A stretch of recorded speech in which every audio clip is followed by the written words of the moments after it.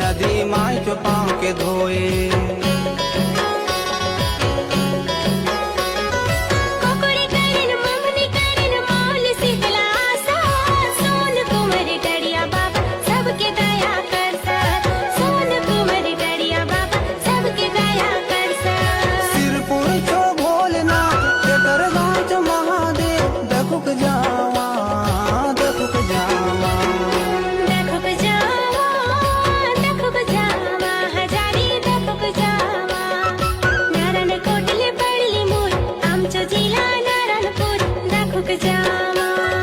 दखुक जावा दखुक जावा हजारी दखुक जावा नारायणपूर पडली मोर आमचो जिल्हा नारायणपूर।